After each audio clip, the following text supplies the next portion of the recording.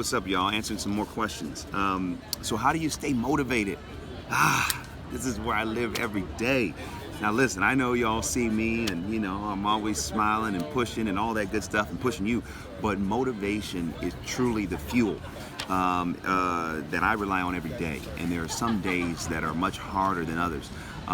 Before I tackle how to stay motivated, why do we become unmotivated? A lot of it has to do with we see things here, but when we open our eyes, we don't see what we are praying for, or we're believing for something to happen and it's taking longer than we think it should. We get into frustration, we get into anxiety and so many other things. Those things work away at our motivation. So it's almost like, let's say your motivation is at full, but the more discouraged you become, the more frustrated you become, it literally takes your motivation down to E. So one of the keys to becoming more motivated is to first identify, well, what's unmotivating you? What are the things that are depressing you or frustrating you or creating the anxiety in your spirit? And a lot of times in my mind, in my life, what I've noticed is the most times when I'm the most unmotivated, it's because I'm focusing on the future that doesn't exist at the expense of appreciating the present that does. Whenever I'm in gratitude and I'm appreciating, well, you know what? I may not be where I want to be, but God, thank you for where I am. Thank you for this job. Thank you for the money I do make, even though I'd like to make more. Thank you for the car I have. Thank you for the opportunities. The more I'm in gratitude, the more it allows me to appreciate the present. So here's how you build your motivation. You've got to be vigilant about your motivation.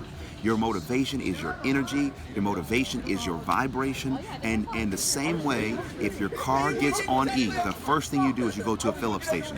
When you feel your motivation getting low, you've got to fill it up. How do you fill it up? There's no one way, but here are a couple ways. One, reading the scriptures, reading the Bible. That helps motivate me. Filling myself up with God's promises is critical. Two, working out. Working out motivates me, keeps my mind sharp, it keeps my body where it needs to be. It keeps my adrenaline pumping. So working out is very important. The third thing, eating the right things. When you're eating the things that really make you feel good, the right things that make you feel good, there's a lot of bad stuff that makes us feel good, but eating the right things when we feel clear of mind, when we have enough water in our system, when our health is good, that keeps us motivated. The other thing is you gotta have your affirmations. You gotta write down every day. I'm writing new affirmations, and then I'm going back and looking at old affirmations. Affirmations about who I am, affirmations about what's going to happen in my life.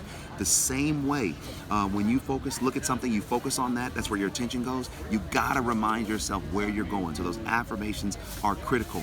The other thing I would love to share is you gotta surround yourself with people that keep you feeling good.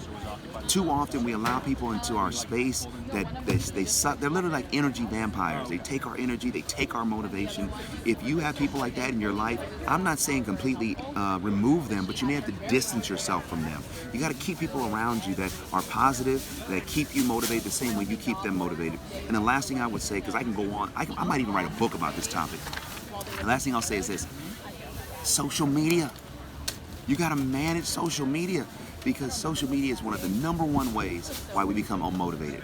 Because we start looking at other people's lives, what they have, what we don't have, what we think God is doing in their life that we don't think He's doing in our life. And as a result, we begin to get upset. We begin to get discouraged.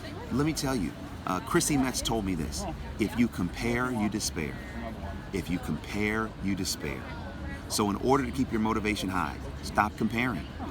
What God is doing through you, He's never done in the history of this world.